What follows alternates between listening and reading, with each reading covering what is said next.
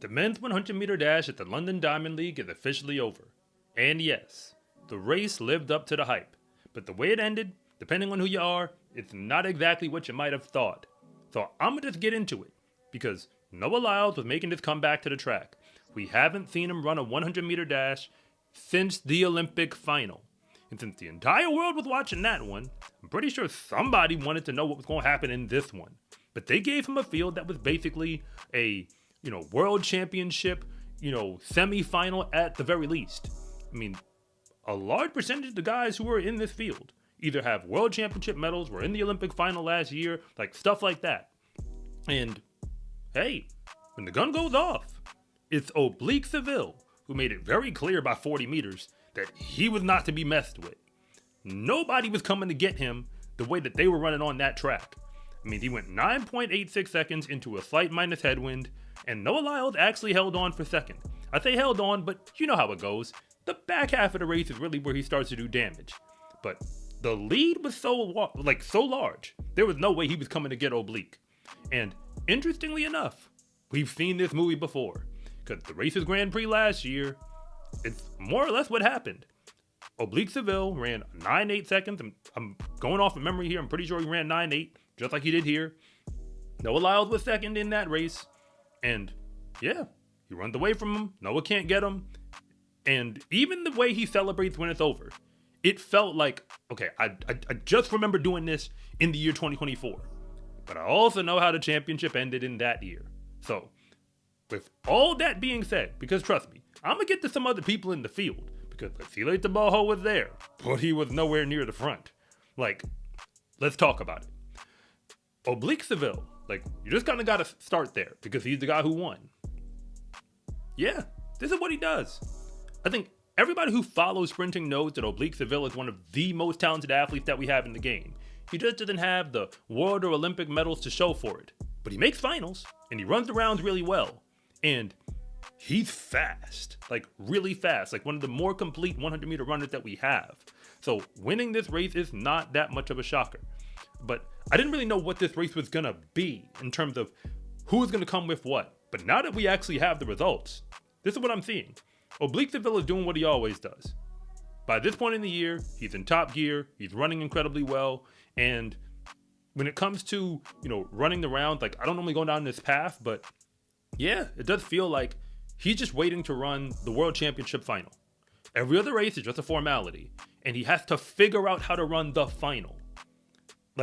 It's not as simple as it seems, because track and field isn't just about running fast. We know Oblique Seville can do that. It's about running fast, and then running fast again. It's about running fast on command and doing it in the one race where you actually have to get it done.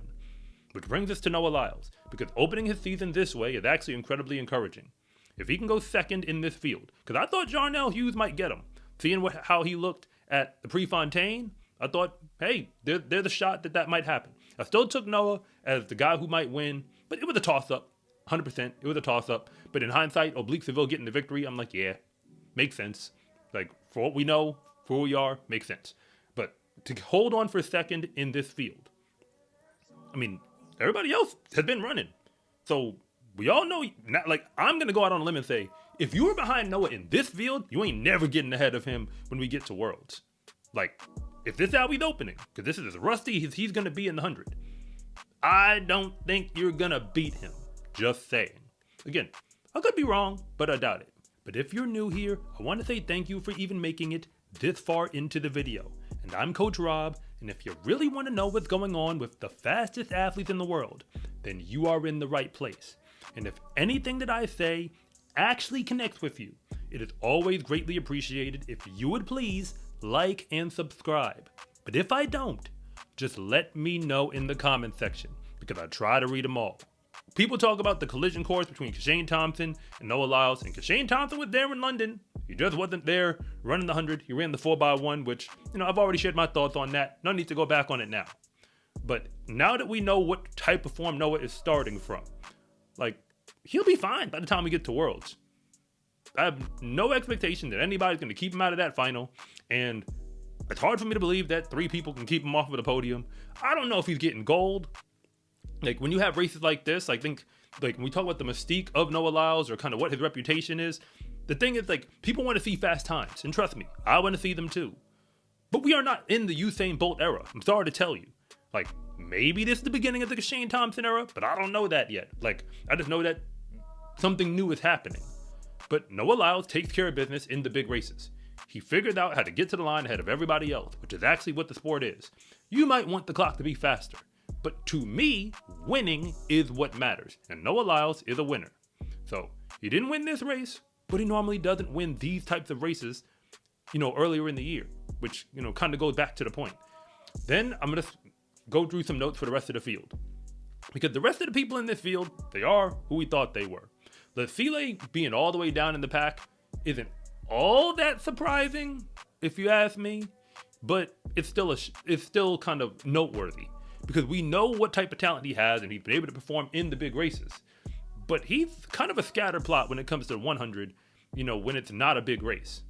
Like, Seville Tebogo, I've said it before, I'll say it again. He runs the 100. Go back to his, World Under 20. Like, that was his primary event. He was winning gold medals there. He gets a medal at the World in 2023. Like, he runs the 100. But when it comes to his, circuit running, like his regular season, he honestly is not that impressive. Just keeping it as, frank as I can possibly be about it. It's very rare to see him in the front of the race in the moments that don't really matter that much. They hand out prize money, but they don't hand out medals. Everybody else, though, Jarnell Hughes, I already brought him up. He had the medal at the World from 2023, behind Seville, might I add, and Noah. But that medal was a bronze. He's never done better than that in the 100. And yes, he's a threat to get bronze this year, but all he is a threat. Truth be told, he probably should have been in the Olympic final last year and things didn't really go his way for how that season was playing out. This year, I expect him to be knocking on the door of the final the way he's been running through Prefontaine till now. Yeah, I think he's probably going to be in the world final. Not sure if I'm putting him on the podium, but we have evidence to go off of. You've got Akeem Blake, who's a challenger. That's what I call him. The type of guy who can make a final. Louis Hinchliffe, who, is probably one of the most, I don't want to say, underrated. I don't even know if that applies. Maybe he's properly rated. He won the NCAA championship last year, but as far as the pro circuit is concerned, it's been a challenge this year. And even at the Olympics, he made the semifinals and ran well. This race did not go well for him at all. And the question is, for how he runs, I don't know if Louis Hinchliffe can run, faster than 9.9. That might be about it. Maybe it'll come, but we just haven't seen him put it together between the other parts of his race, especially when you look at the rest of his sprinting numbers. It makes me feel like 9.9 at the personal best, that's about as good as it's going to get, which when it comes to Worlds this year, he might make a semifinal, but I ain't taking him to get beyond that. Jeremiah Azu is a 60-meter runner. He was, world indoor 60-meter champion, but in the 100, he hasn't done anything that lets me know that he's a serious threat for a world final. That's the majority of the field already. But the name that I left out, which, surprisingly escaped my memory, was Akani Simbine, because he didn't run near the top of the field either. And we know he was the world leader, but he never broke 9.9 this season. Just saying. But that said, we know he was the world leader and was undefeated for a good stretch of time. Now that we're getting deeper into the season, the way you look now is what people are going to remember. And I'm pretty sure that for where he is in his training, that he wasn't going to run as fast as he was capable of. I'm pretty sure that was, what we were going to see anyway.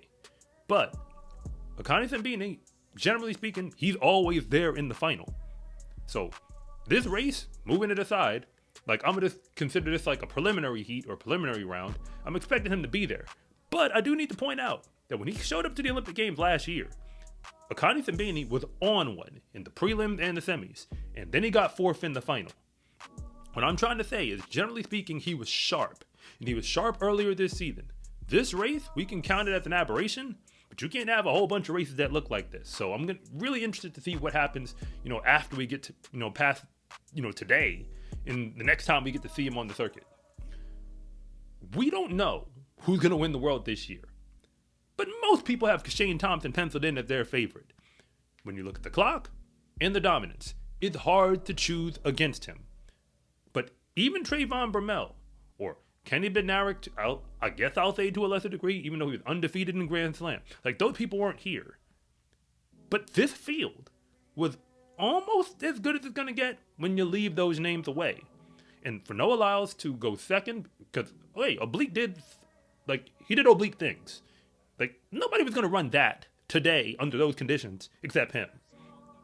So with that in mind, Noah Lyles is still in a good place.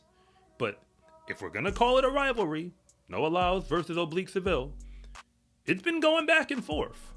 And this is another one in the win column for Oblique. The only thing is, he's going to have to figure out how to get back in the win column in the one race that you actually need to run, when Noah isn't going to be the only threat that shows up on that starting line.